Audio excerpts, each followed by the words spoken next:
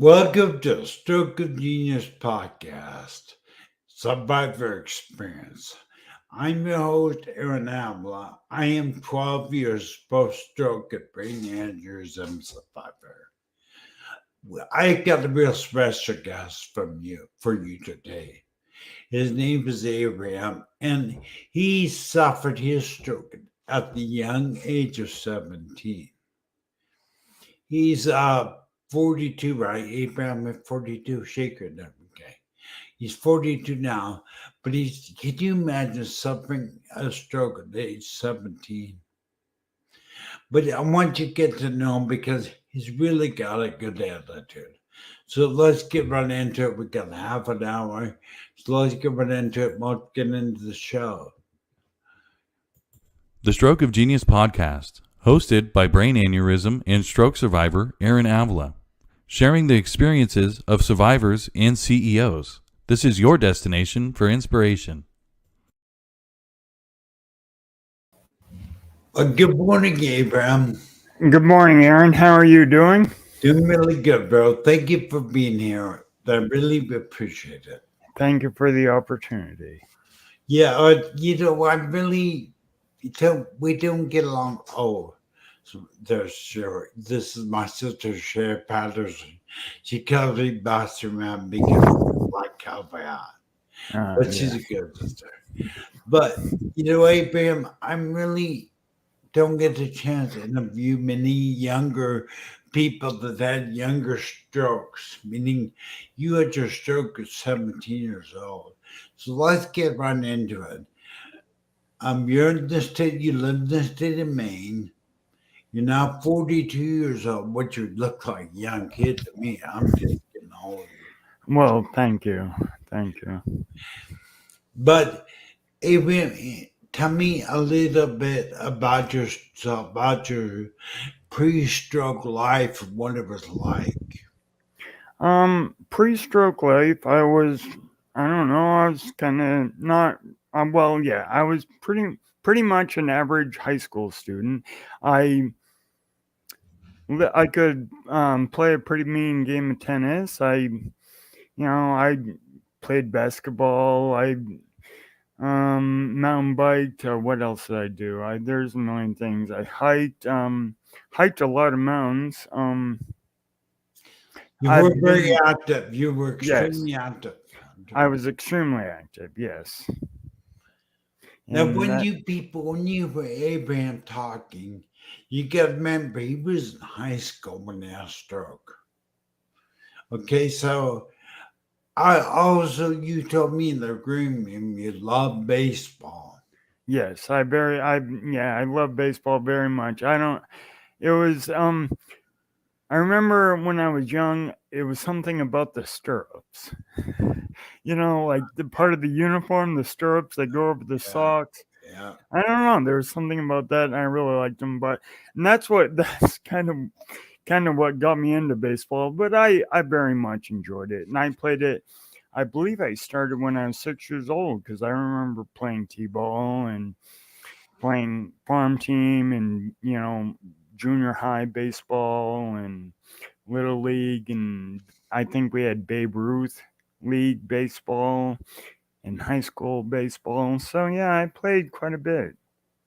Yeah, I told you I played for probably seven plus years of baseball. Wow. But I enjoyed it. But really, Abe, do you remember before your stroke, did you have any pre-stroke warning signs that you would have looked back and say, oh, that was probably... Did you have any pre-stroke warning signs you remember?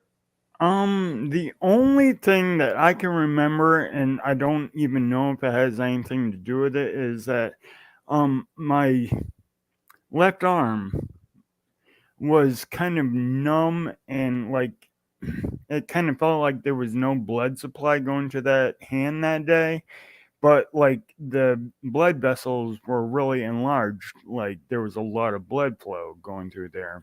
So I don't know if that was a sign or not, but that's I'm not a doctor. I'm not a doctor, but I'm sure that sounds pretty similar to a pre-stroke warning sign. Okay, But well, maybe it could have been. tell me what your life was like and what you remember? Because I knew for you that was quite a few years ago. That's 25 years ago.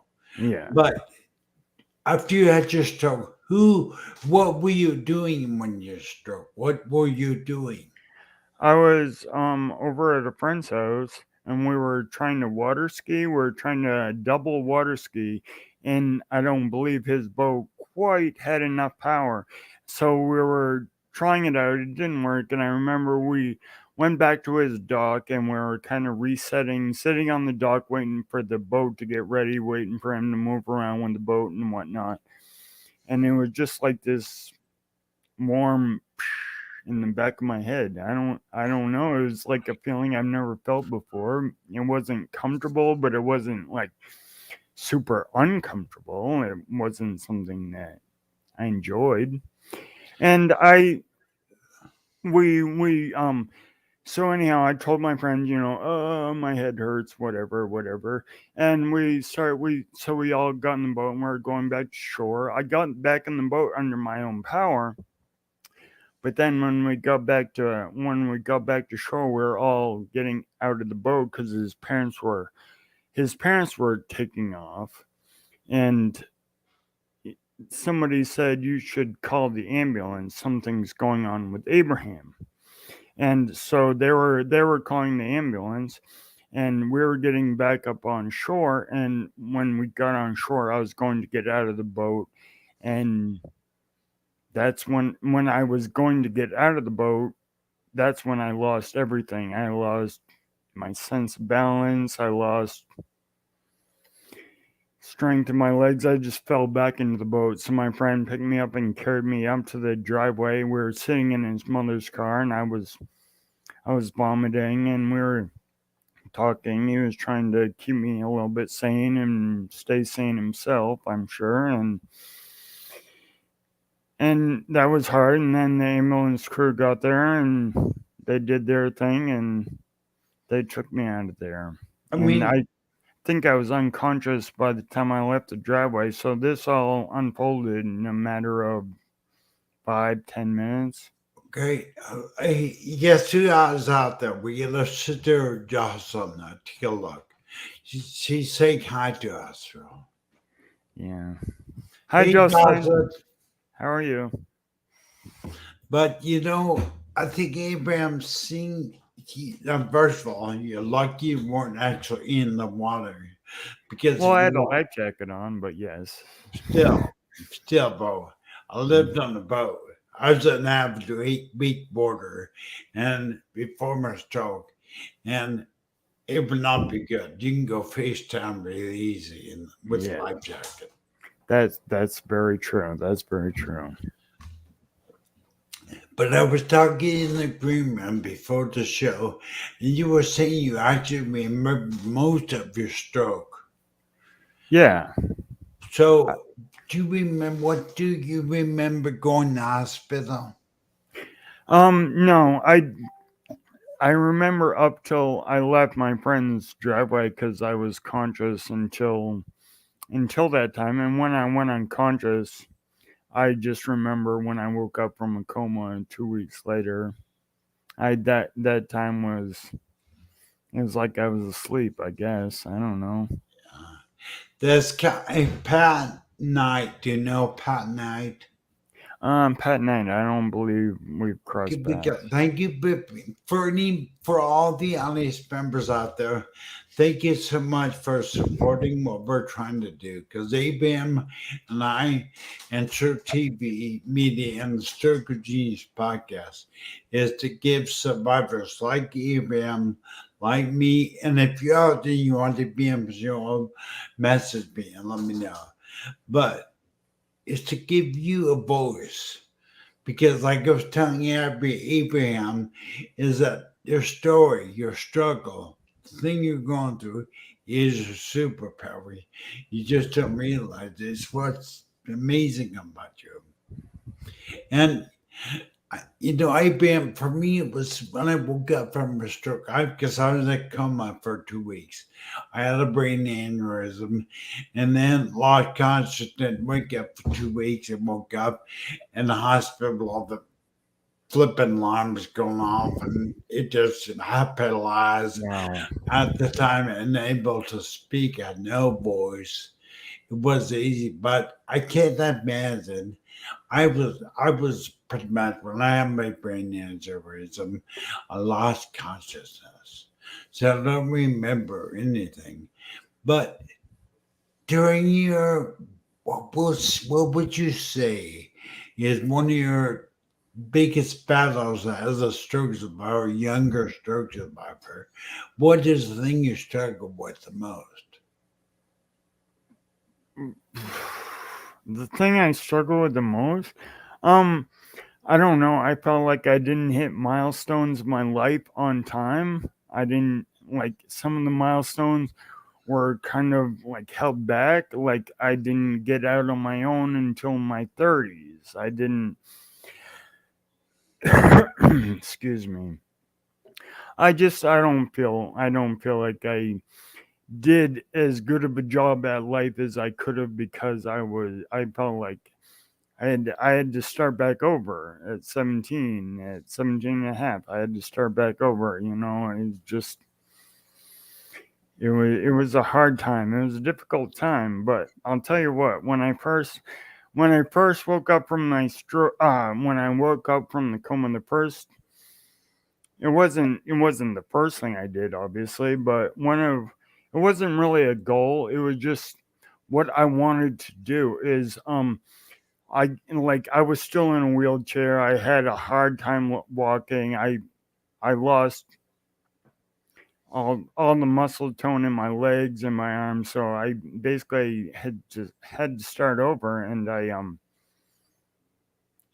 I got through all that, and I went to the hospital in September, and I came home the night before Thanksgiving, and I walked on stage at my graduation and got my diploma. Wow. Now and that and that was in June. I mean, and I guess I didn't. I just thought of it as something that I wanted to do. I didn't really think of it as a goal, but I think that goal maybe set me up for to do better at goals in the future because I accomplished that one. And like in hindsight, that was kind of an outlandish goal to think of that. But at the time, I didn't know anything about hemorrhagic stroke. I didn't know anything about injury. So I'm maybe ignorance is bliss in that situation because I didn't know what was holding me back, so I just went for it. And well, I'm really glad you did because you and I met probably about maybe 2 months ago, maybe a tops, yeah, and I something like know that. that you don't realize it, but that you're an inspiration to me because I can't. I mean, you're a warrior, bro. You just don't realize how much a warrior you are. Well, And I'm here to give you a voice, and I'm sure there's other people out there that will see the same thing in you because you've done really well. And I've told you, I have my stroke at age 47. I had lots of memories. So you having the attitude, there's two things that occur that break my heart. It's one, young stroke survivors like you. So I had lots of memories, but your ability to rebuild your life at stroke is better than someone that's older. If it happens to someone that's younger like you actually have a better chance of rebuilding and recovering some stuff. Yeah. yeah. Well, I don't know.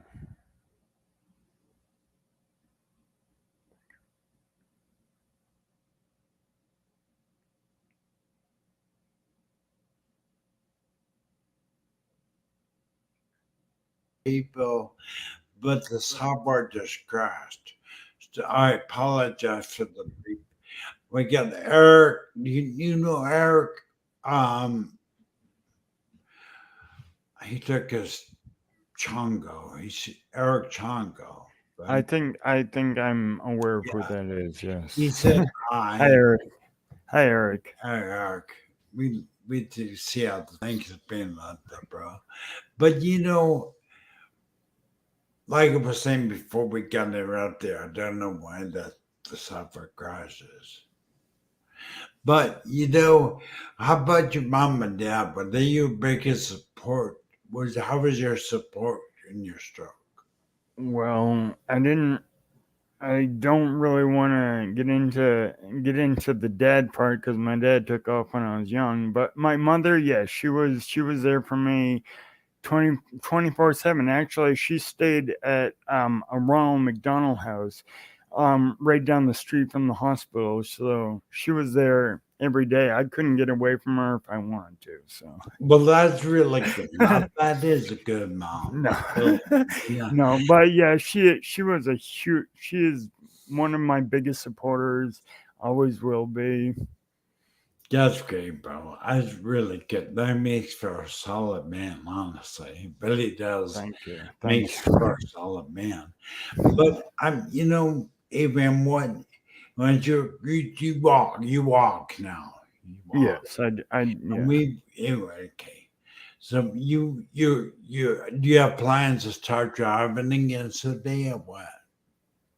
Um, I'm not sure. I was working, and I don't really have the money for a vehicle anymore. So I'm like I still have a valid driver's license, and I do drive once in a while. But I'm just kind of homebound. I don't know. I don't mind it. Yeah, for me, I don't even walk. I don't think I have a dream, a goal of driving someday, walking someday, but it's it's there. I'm gonna keep trying to do it. Well, So there you go. That's a great attitude. Keep yeah. trying till it works. How did we meet, Abraham? What group did we meet in? Are you That's a part of good the question. brain injury group of Bonds and all that? Yes, yeah, I'm part of That is Vaughn's group. I'm part of. I might have met you in Michelle Jensen's group. oh Was yeah. that Stroke Sweat Survivors? Gosh, I'm not 100% sure. I'm not sure where we met. Yeah, okay. Well, I'm just curious. I'm just curious. Yeah. But I'm Abraham, can you kind of give me an idea of what it's like to have stroke being so young and then living your life? You're 42 now, and you look 28. Like I said, shows you how old Thank I'm you. getting. Shows you how old I'm getting. I'll tell you, bro. But what was it like? What has it been like? Try to Is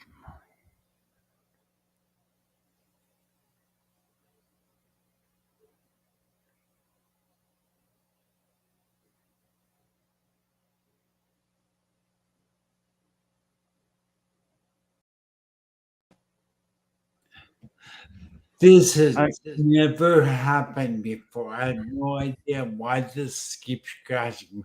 We must be doing something right, Abraham. Because Yeah, it's probably me and my luck with electronics. well, it's actually my computer. I don't. My computer's having issues. I wonder if it's crashing. I don't know. But Um, I guess what I want to hear from you, what's it like to have stroke at such a young age, and then here you are, you watch your life go by. What is it? well, Try to describe it. yeah, it was very scary, and at some points it was like I had to watch life go by out the window, and I couldn't really reach out, but that's kind of hard. But I mean, life has been what I've made it. I've been trying. I've been doing stuff. I've been active. Quit. I don't know how much time we have left. We have I 10 minutes. Okay. I've done quite a bit in my lifetime. I have been in the Special Olympics. I've been in a handicap ski program when I was very young, when I was like 18, 19.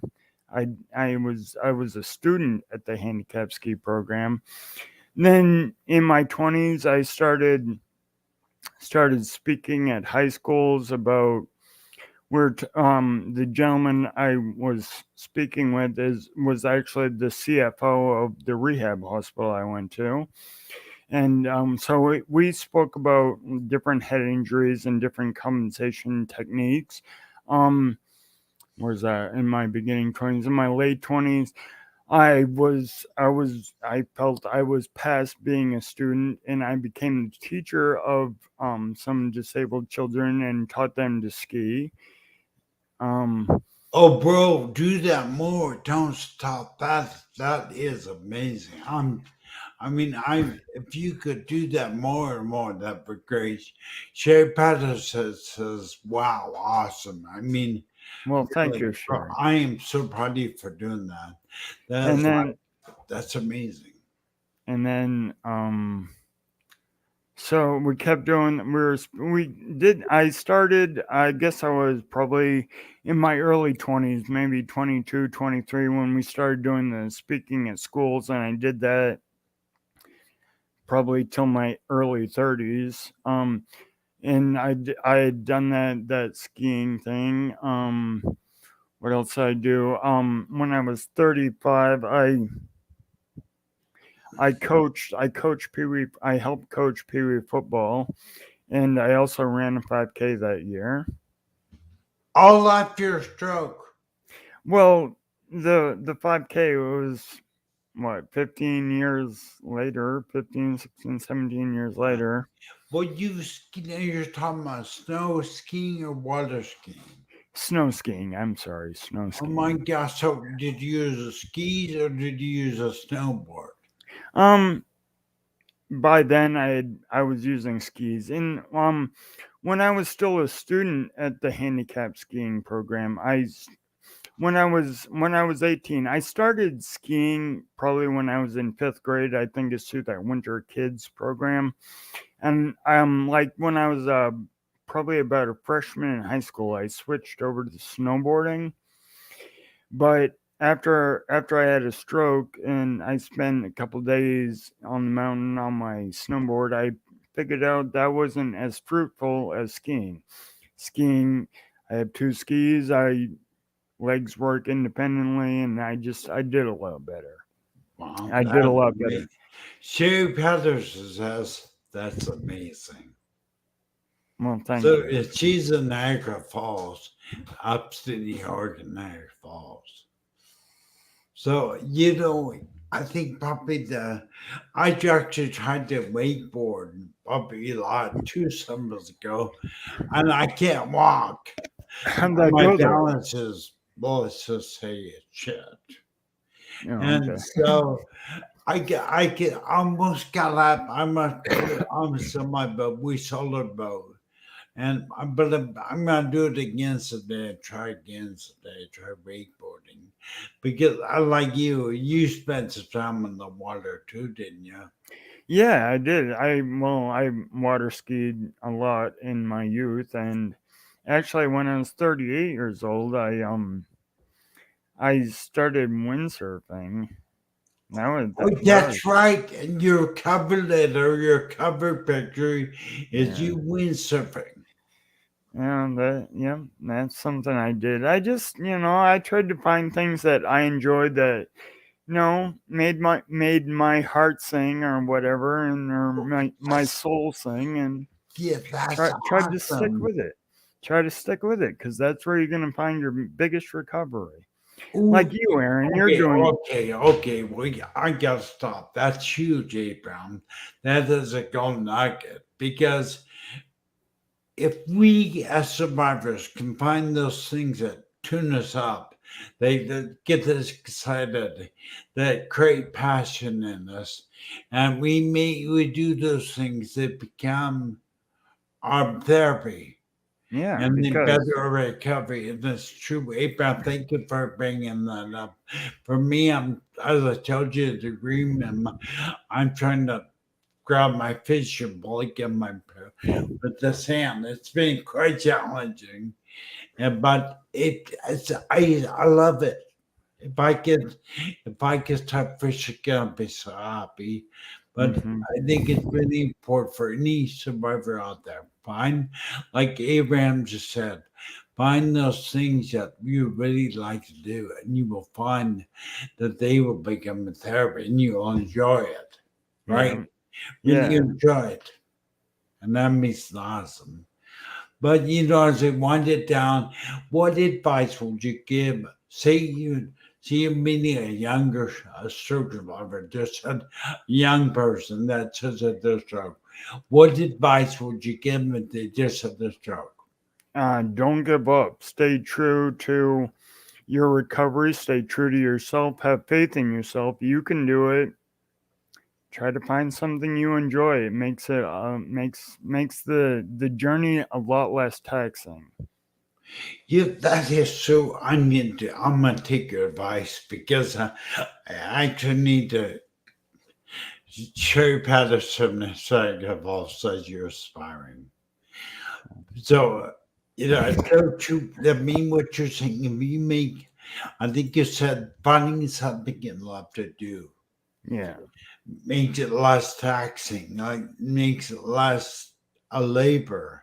Yeah, it doesn't feel like work if you're doing something fun. Like growing up, I played baseball. That was a lot of fun. Some people would think that's work and torturous, maybe. I don't know. And I mean, but I've always liked being physical. I've always liked physical activities. So kind of maybe in a way this gave me a chance to work on myself for the rest of my life and be physical and be part of the activities and physicality that I can perform and things that I've done. Okay, so it's your challenge. Abraham and I can lay down a challenge to people out there. You, we want you to find something you love to do, you're excited about, and you're a survivor. I'm trying to do it and make it your therapy. And I want you to put in the comment section what do you love to do and what are you gonna do as far as changing, maybe taking on something new and make it your therapy. Yeah, listen, Jeff Roberts, he's in California, Southern California. He says you gotta meet, true that. Things that Yeah, make your heart sing, things that bring you passion. He yeah, understands. very, And very then much. Eric Chongo, I know Chongo, she got rid of Chongo, Yeah, but it was. I know it just stuck with it. But he says, believe in yourself and do what you love to do. That's right. And anything is possible, Eric. Anything is possible if you believe in yourself and do what you love. Because believe it or not, I think there might be some muscle memory left over. If you do something that you love, there might be a little muscle memory left over there. So God, kid, a golden nugget, bro. That's let me tell you, there was a therapist I look up to on the internet called. She is Rehab HQ. Her name's Dr. Tara Tobias. yeah, And recently I watched a video of her, and she said, "Find something you're passionate for about." And that muscle memory just spoke about. It's in the passion. It yeah, drove your passion. And she said to take those things you used to love to do, find something you love to do, and to make that your therapy. And that's why about 2 weeks ago I began to pick up my fish rod because I was an avid fisherman. excellent, excellent. Yeah. And no matter what, you'll be successful because you love it. Right, right, right?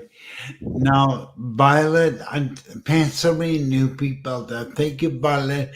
Thank you, everybody, for being out there and supporting what we're doing. Thank you, You know, I Violet. just really never give up. It's so true, even every survivor, stroke survivor, knows there's times when you just want to give up. But Oh, can yeah. the time, it's okay for all stroke survivors or brain injury survivors to feel like giving up. I mean, I have every right to do that. We have every right to do that because we're fighting a battle that's unlike any other. But we have no right to stay there. Can't stay there. No, it's okay to go there once in a while, but don't unpack and make yourself comfortable. That's really true, Bam. I'm really glad you picked it up, and we're down. I'm gonna close the show. We're at that part mark, but I want to thank you for being with me today. It meant a lot to me. Thank you. Thank you, Aaron, and thank you for the opportunity. Yeah, my pleasure, bro. Okay, all right. Thank you. I'll talk to you later. Probably in the group. I'll talk to you later. Everybody have a great day. Bye, everybody. Remember to like, share, and subscribe to Stroke TV Media on YouTube. Fire.